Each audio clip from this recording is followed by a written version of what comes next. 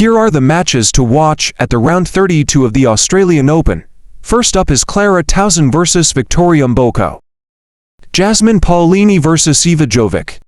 And ELENA Rybakina versus TEREZA Valentova. For me, it is destiny that Alexandra Ayala lost at the Australian Open so that she can play at the Philippine Open. Because what is the Philippine Open without the inspiration of having a Philippine Open? Even though Alexandra Ayala lost, she still won because she was assured of a huge cash prize plus the world witness that a Filipino crowd can give a massive income to any country with a tennis open. Which means they must always put Alexandra Ayala in the center court to maximize their ticket revenue regardless who her opponent is. Any Alexandra Ayala match must always be in a center court. Here is what the Australian commentators has to say about the huge fan following of Alexandra Ayala. It's about the crowds. Well, at this time in the show, we always show you something that's trending on social media. How about this? You couldn't get close to court 6 yesterday. Alex Ayala playing over there. This was a wild, wild scene, Martina. Well, Lindsay was trying to get there. She couldn't. A lot of people, I mean, it's amazing that people were so nicely standing in line, but they would be there for at least an hour if they ever got to the match. So kudos to the fans. The players have no idea this is happening. So nice. Yeah, she probably needed to be on a bigger show court. She's, I think, the most famous female from the Philippines. Certainly one of the most famous people ever to come through there in the sporting world. And there were so many fans here who were just waiting to get in there. I wanted to go see Alicia Parks play. Yep. It was like, you are getting anywhere near that court. I tell you what, between her and Fonseca, there's going to be no more outside courts allowed for both of them pretty soon. Yeah, you cannot put Fonseca on court 6. No, that is no. He's on today. He's on one of the arenas. Yeah. Bigger courts, that's for sure. But that's the 101,000 fans. It creates a problem on the smaller courts. Well, I think they need to, the organizers need to keep more in mind where the players are from and what the actual fan base is here, because there's massive Filipino audience here in Melbourne, in Australia. So keep that in mind next time you make the schedule. Zeynep Sonmez defeats Ekaterina Alexandrova in 3 sets. Elsa Jacquemont and Marta Kostyuk made history at the Australian Open by reaching 3 consecutive tiebreakers. Elsa Jacquemont had the better of it, and her next opponent is Yulia Putintseva. Emma Raducanu easily disposes of Manon Kaya into sets. Anastasia Potapova awaits Emma Raducanu in the next round of the Australian Open. Alexandra Ayala is now ranked 49 in the world after her great performance at the ASB Classic. Alexandra Ayala lost to Mira Andreeva with a score of 6-4 in the first set and 6-2 in the second set. At the MGM Macau Tennis Masters, Mira Andreeva is not feeling well yet managed to win. She showed what a top 10 tennis player in the world is capable of amidst being sick. Mira Andreeva avenged her lose to Alexandra Ayala during their junior years as a tennis player several years ago. By the way, let us listen to the interview of Alexandra Ayala and Mira Andreeva after their match. From Team ELENA, confirmation of that fight. Number one, is that added pressure, and what do you want to say to all your fans who came here? Maligayang Pasko, mga kababayan. Well, and to everyone here, not just the Pinoys, thank you so much for coming and spending your holidays with us. I know it's a very special time of the year, so thank you so much. I really had a good time sharing the court with Mira, of course, and all of you. So this experience was just so great for me. Thank you. All right, now Mira, great match. Few things. How are you feeling? How did you feel you played today? And also, is this great preparation for the Australian Open coming up?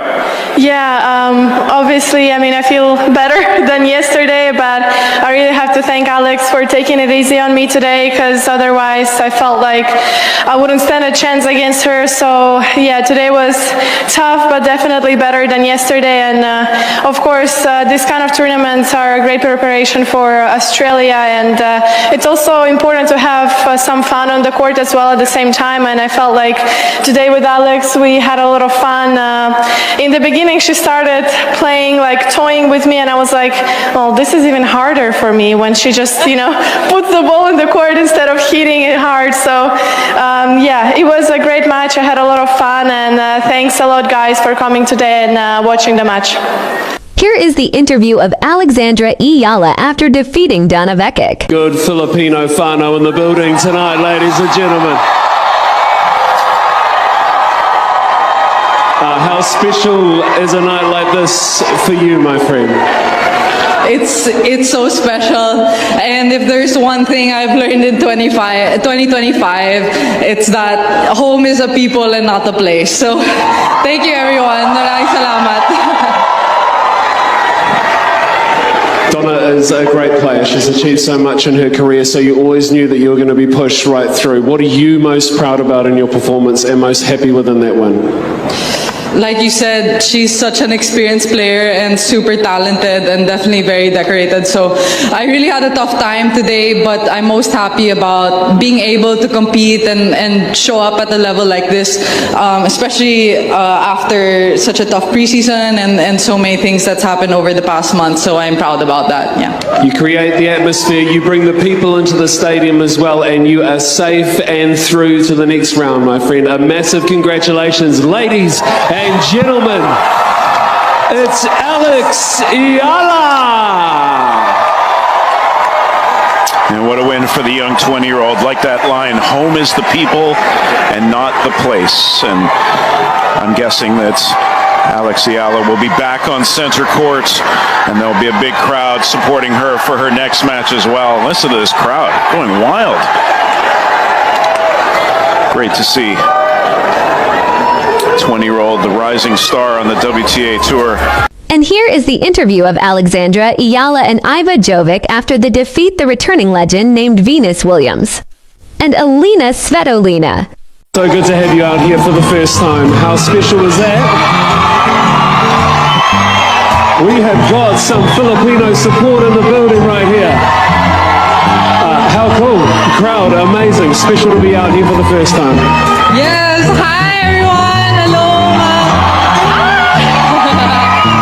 Maligayang Pasko and Happy New Year to everybody. Thank you so much for supporting me and Eva. I had such a good time on court. I think we had a lot of fun, and just to start the year with such a moment like this and sharing the court with two pioneers of the sport and pioneers off the court as well. People I looked up to since I was young. So I'm so happy to be able to share this moment with you and all of you guys. Special players. Big moment in their career. So good to have you out here for the first time. How special was that? We have got some Filipino support in the building right here. How cool. The crowd, amazing. Special to be out here for the first time. Yes, hi everyone. Aloha. Maligayang Pasko and Happy New Year to everybody. Thank you so much for supporting me and Eva. I had such a good time on court. I think we had a lot of fun, and just to start the year with such a moment like this and sharing the court with two pioneers of the sport and pioneers off the court as well. People I looked up to since I was young. So I'm so happy to be able to share this moment with you and all of you guys. Special players. Big moment in their career. Alex, so good to have you out here for the first time. And here is an interview of Alexandra Iala after winning gold at the Southeast Asian Games.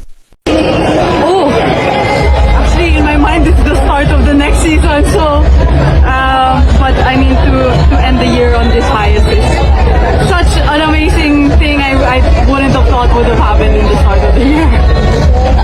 Alex, you've been through a lot of success this year. How would this rank for you, especially competing here in the SEA Games? I think this is just a whole nother category. I think, playing with the country written on your back is, and these sort of team events just bring a different kind of pressure. So I'm so happy with how I handled it and my performance every day of course. Yeah. Alex, when you were on the podium after the national anthem, paglingon mo, you were emotional. What were you thinking of?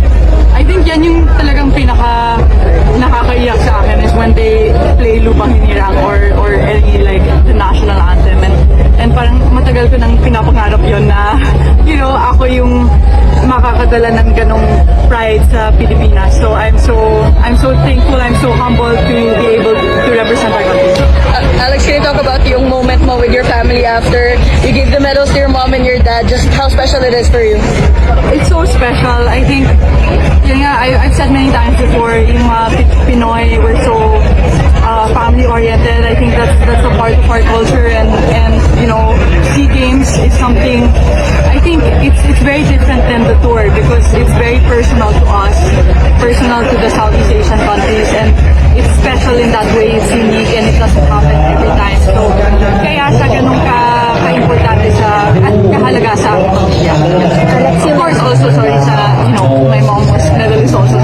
Kaya Alex mentioned that the win is personal. This win, what does it mean for you? Malaking bagay sa, I said, I think this whole week was a very emotional kind of roller coaster. I think just being surrounded by all these athletes, parang ibang feeling talaga na nakapaligid mo yung mga kababayan. So I'm so happy. May point ba na na-frustrate ka dun sa mga calls kanina ng official? I think, well, it's normal that, with bad calls come more frustrations. I don't think it was anything personal. Some people make mistakes, but yung sabi ko sa umpire is if it happened 3 times in the same game, kailangan something has to change. But anyway, it comes with the game. It happened, so I was happy that I was able to move past that. Yeah. Alex, kahapon sabi mo sa akin, you're a very ambitious person. Goal after goal, what's next? I think I'm just taking it step by step. My next goals are to prepare for the Australian Open. So I'll take my time to enjoy this win and then prep.